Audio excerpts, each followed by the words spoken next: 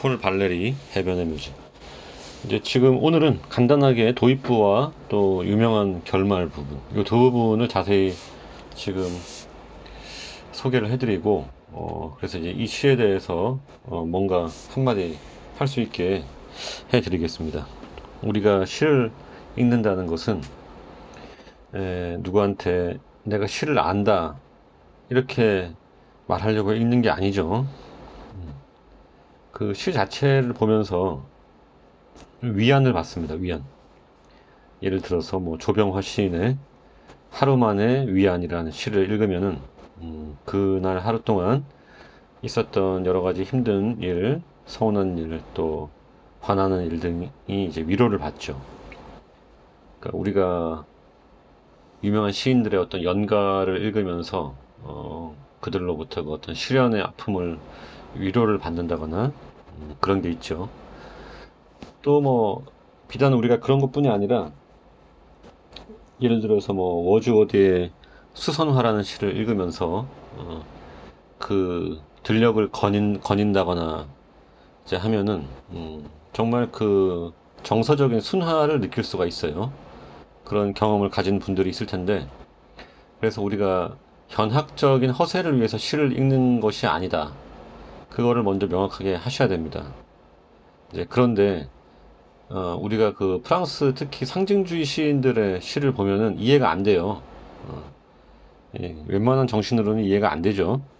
이해가 안 되는 게 정상인데, 그래서 우리가 그러나 이제 모르면 안 되니까, 그죠? 발레리 정도는 우리가 모를 수가 없는 시인이기 때문에 이 정도는 어떤 공부한다는 느낌으로도 알아둬야 됩니다. 나중에 이제 우리가 다른 어떤 서정시나 서경시나 뭐 그런 서사시나 이런 것처럼 이제 읽으면서 또 느낌이 올 때가 있겠죠. 자, 각설하고 지금 자, 그래서 발레리의 시를 지금 한번 읽어볼 텐데요. 앞부분 보면은, 자, 일단 발레리라는 시인에 대해서 먼저 얘기를 하기 전에 시를 한번 볼게요. 그죠? 그게 중요합니다. 자, 해변의 묘지. 오, 나의 영혼이여. 영원한 삶을 갈망치 말고 온 가능의 영역을 샅샅이 규명하라. 핀다로스, 델포이의 축승가. 3. 시 서두에서 저걸 써놓은 거예요. 그리고 이제 이 시는 이렇게 시작을 합니다. 비둘기들 노니는 저 고요한 지붕은 철썩인다. 소나무들 사이에서, 무덤들 사이에서. 공정한 것 정오는 저기에서 화염으로 합성한다. 바다를. 쉼없이 되살아나는 바다를. 신들의 정적에 오랜 시선을 보냄은 오 사유 다음에 찾아드는 보답이로다.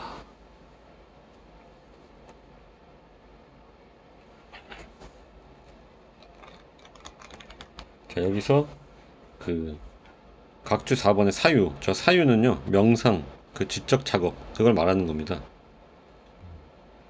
그 다음에 여기 위 2번, 각주 2번의 델포이의 축승가에 대해서 제가 읽어드리면은, 자, 이 노래는 대략 기원전 474년경에 시칠리아의 참주 히에론이 델포이의 아폴로 축제 경기에서 경마에 우승한 것을 축하하기 위해 쓰여진 것이다. 이렇게 되어 있습니다.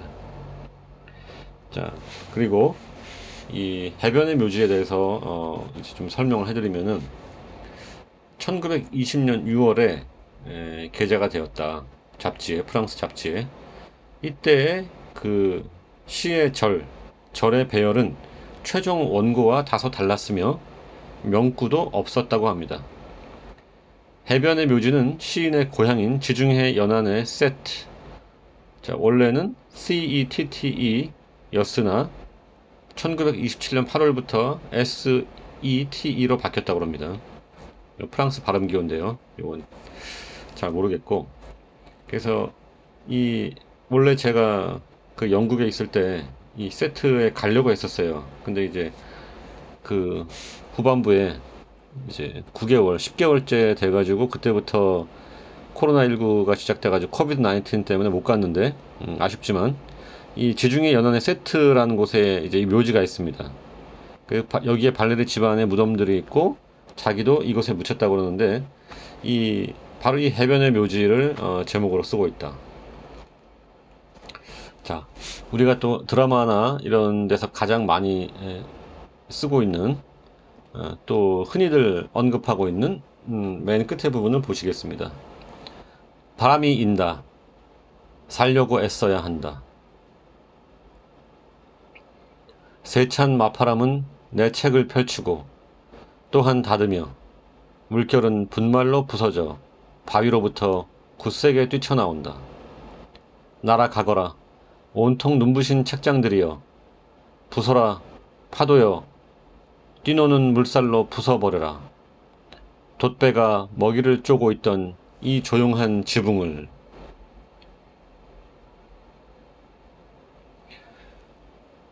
자, 잘 감상하셨어요? 이게 이제 끝에 부분이죠. 이 부분이 참 유명한 부분이니까 또 좋죠. 이 부분이 쉽게 이해가 되고, 예, 이 부분에 대해서 각주의 설명을 한번 보겠습니다. 이 기나긴 명상의 결론치고는 아주 평범하다고 평하고 있어요. 살려고 애써야 한다. 바람이 인다. 살려고 애써야 한다. 이 부분 유명하죠. 그러나 여기에 삶에 대한 성실하고 참다운 태도가 들어있는 것이 아닌가, 그렇게 보는 것 같습니다. 가장 평범한 것 속에 진실이 있기 때문일 것이다. 그리고 이제 맨 마지막 줄에 지붕 보이시죠? 73 각주해가 지붕이라고 써있는 저 지붕은 맨 첫 행의 이미지하고 똑같다고 합니다. 지붕과 비둘기들로 회귀하는 거 한번 볼까요? 첫 번째, 방금 뭐 있었어요? 비둘기들 논이는 저 고요한 지붕은, 이렇게 시작하죠. 그죠? 해변의 묘지 첫 번째가 뭐예요? 비둘기들 논이는 저 고요한 지붕은, 철썩인다 소나무들 사이에서, 무덤들 사이에서, 이렇게 시작하죠. 요 비둘기와 지붕의 이미지, 또 맨 마지막에 이 시가 이 조용한 지붕을 이렇게 끝나면서 다시 처음으로 되돌아가는 그런 느낌을 주고 있습니다. 너무 이 시를 어떤 설명 없이 다 이제 녹음해 버리면은 이해가 안 되실 것 같아서 설명을 했습니다. 자, 발레리의 그 시학에 대해서 한 말씀만 드리겠습니다. 발레리의 가장 시에 있어서 기본적인 명제는요, 표현할 수 없는 것을 표현해야 하는 것, 그것이 아름다움이다. 그러니까 아름다움이라는 것은 부정이다, 이렇게 생각을 한다고 합니다. 즉 뷰티, 미는 부정이다. 이게 이제 발레리의 기본 명제인데, 왜 미는 부정인가? 그러니까 말이 결핍되어 있는 상태를 말로써 표현해야 하기 때문에 이것이 부정이라고 보는 거예요. 확실히 아름다움이라는 것은요, 우리에게 침묵을 강요하죠. 우리는 어떤 걸 보고서 아름답다고 느끼지 않습니다. 그것은 언어로 표현된 후의 상태인 거죠. 처음에 우리는 다만 어떤 감정을 느낄 뿐이죠. 저 여자 예쁘다. 저 그림이 예쁘다. 풍경이 예쁘다. 어떤 감정을 먼저 느끼는 거죠. 그것은 조잡하고 속된 어떤 언어로서는 표현할 수 없는 어떤 것인데, 그래서 그것은 미결정의 속사라고 표현하기도 합니다. 이것은 이제 먼저 언어를 거부하기 때문인데요. 이것은 언어를 거부한다기보다는요, 그에 맞는 언어를 미결정된 채로 기다리고 있다는 것이 더 정확할지도 모르겠습니다. 자, 어떤 문제의식을 알겠죠? 이 발레리의 시학에서의 이 문제의식은 바로 미는, 아름다움은 부정이다, 이겁니다. 자, 오늘은 발레리의 시 해변의 묘지를 도입부와 결말 부분을 자세하게 감상해 봤습니다.